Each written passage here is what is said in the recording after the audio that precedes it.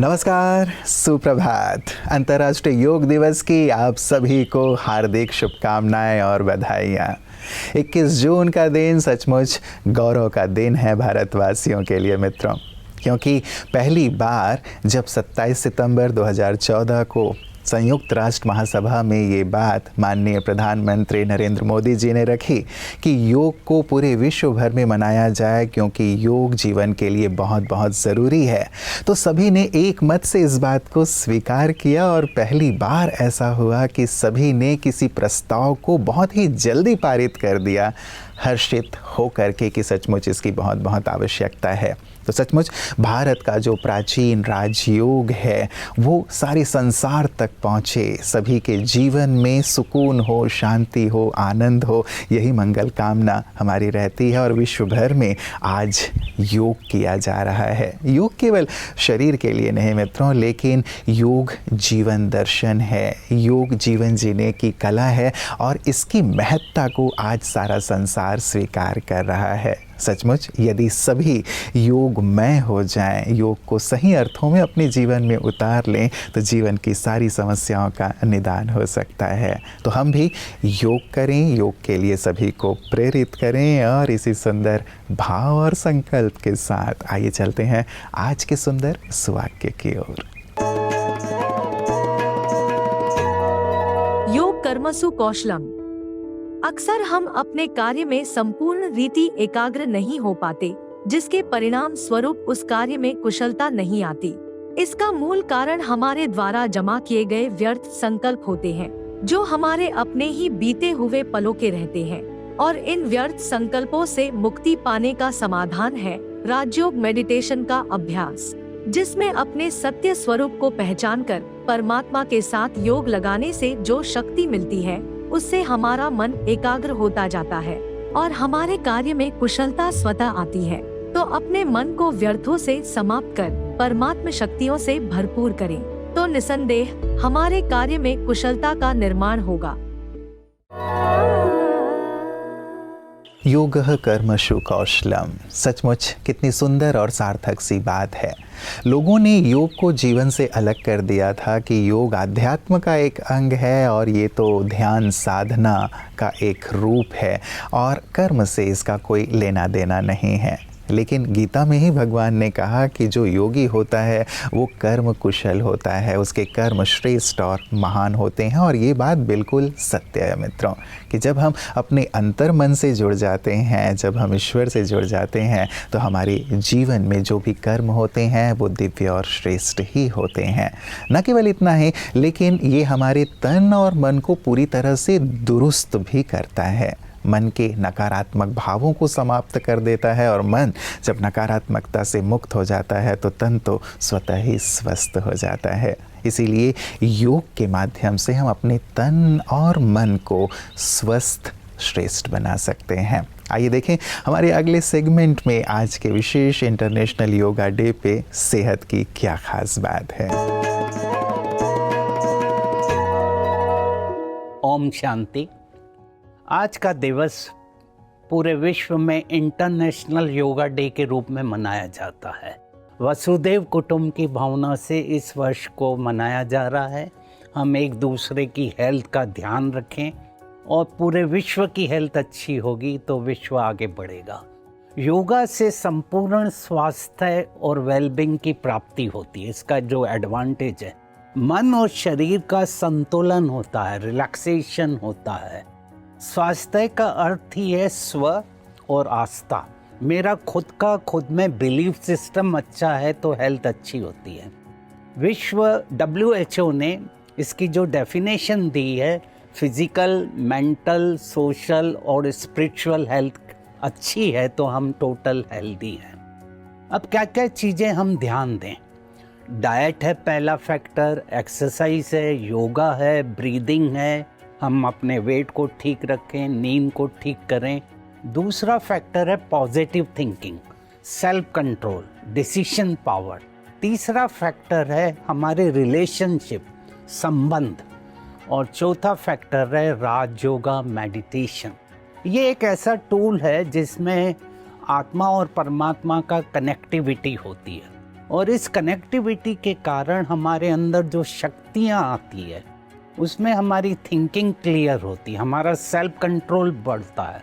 और सबसे बड़ा एडवांटेज डॉक्टर हर्बर्ट बेंसन ने अपनी बुक में दिया था कि मेडिटेशन स्ट्रेस के ऑपोजिट है।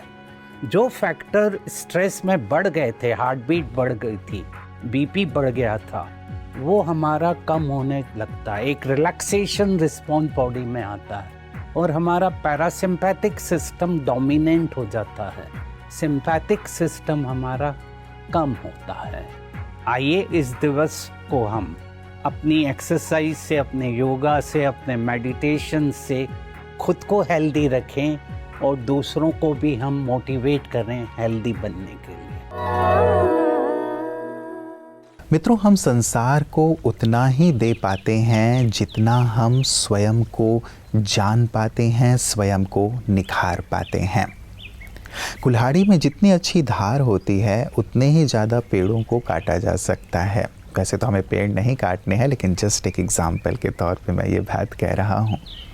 अंतर जगत को व्यक्ति जितना समझता है, जितना उसे निखार पाता है, जितना अपने गुणों और शक्तियों को विकसित कर पाता है, उतना ही संसार में एक सुंदर व्यक्तित्व के रूप में उभरता है, समाज को बहुत कुछ दे पाता है, संसार के लिए बहुत कुछ कर पाता है। लेकिन इसके लिए आवश्यक है कि हम स्वयं का अच्छी तरह दर्शन करें। हम औरों का तो दर्शन करते हैं, लेकिन स्वयं का कितना दर्शन करते हैं? जब स्वयं का दर्शन करेंगे तभी हम स्वयं को भली भांति जान पाएंगे, अपनी कमियों को भी और अपने गुणों और विशेषताओं को भी। अपनी कमियों को दूर करते हुए यदि हम अपने गुणों विशेषताओं को विकसित करते चलें तो सचमुच जीवन औरों के लिए भी और स्वयं के लिए भी बहुत श्रेयस्कर हो सकता है। और यही कारण है कि योग एक जीवन दर्शन में लगातार हम आत्म साक्षात्कार की बात कर रहे हैं कि हम स्वयं से मिलें, स्वयं को देखें, स्वयं को निखारें, स्वयं को सजाएं, स्वयं को संवारें, तो हमारा स्वयं का व्यक्तित्व सारे संसार के लिए एक बहुत ही सुंदर देन हो जाएगी। आइए देखें योग एक जीवन दर्शन में आज आपके लिए आज के खास दिन में क्या लेकर आया है। क्या हम भारतवासियों को स्पष्ट हैं कि यथार्थ योग किसको कहते हैं? अक्सर योग के नाम पर आसन, प्राणायाम, व्यायाम की क्रियाएं सिखाते रहते हैं। क्या भारत देश का विश्व प्रसिद्ध प्राचीन योग केवल शारीरिक स्वास्थ्य के लिए है?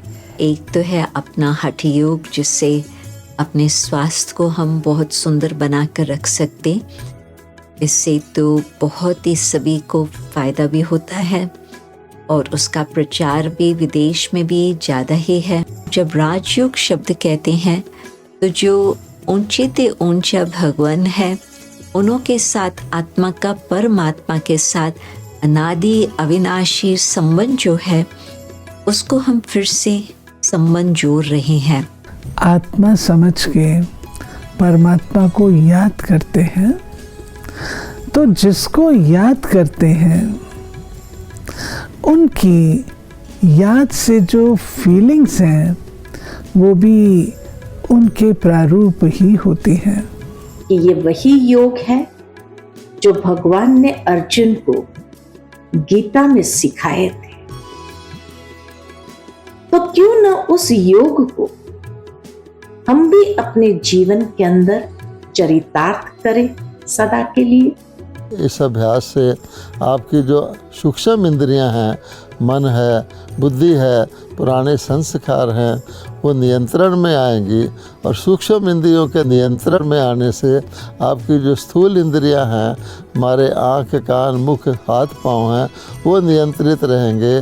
तो इसलिए हम अपने ऊपर राज्य करेंगे, अर्थात अपने ऊपर अधिकार से चलेंगे। हम अपने मन को जहाँ लगाना चाहेंगे, हम जो बोलना चाहेंगे, जो सोचना चाहेंगे, जहाँ जाना चाहेंगे वो करेंगे। इसका नाम राजयोग है। योग हमें सिखाता है कि हम पहले अपने आप को पहचानें, मैं कौन हूँ। सदियों से ये चला आता है प्रश्न एक पहेली के रूप में, मैं कौन हूँ, मैं कौन हूँ। अब तक हमने इस पहेली को नहीं सुलझाया है, क्योंकि हम अपने आप को ये देह समझ बैठे। वास्तव में मैं ये देह नहीं हूँ। मैं इस शरीर से न्यारी एक आत्मा हूँ। मैं ज्योति स्वरूप हूँ, बिंदु रूप हूँ और इस शरीर में, मस्तिष्क में, भ्रिकुटी के मध्य मेरा निवास स्थान है।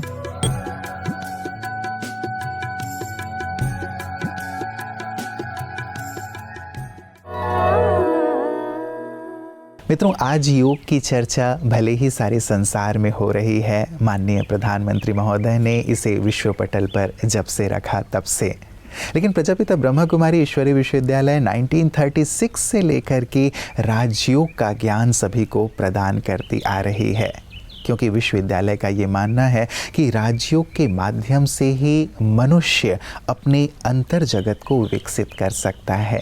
राजयोग के माध्यम से ही अंधकार से प्रकाश की ओर चला जा सकता है, मृत्यु से अमरता की ओर चला जा सकता है, असत्य से सत्य की ओर चला जा सकता है और जीवन को संपूर्ण सार्थक बनाया जा सकता है। और योग ही सभी समस्याओं का निदान है और जीवन को सार्थक बनाने का सुंदर उपाय भी है। तो सुंदर ये जो कार्य ब्रह्मा कुमारी बहनें कर रही हैं, उनके लिए भी ये प्रसन्नता का विषय है कि आज योग को सारा संसार सहज रूप से स्वीकार कर रहा है। लेकिन केवल योगा तन के लिए नहीं मित्रों, लेकिन योग मन के लिए करना बहुत ज़रूरी है। और यही राजयोग जो ब्रह्मा कुमारी बहनें सिखा रही हैं, उसे हम प्रतिदिन उनकी सेवाओं के रूप में पीस न्यूज़ हाइलाइट्स में देखते हैं।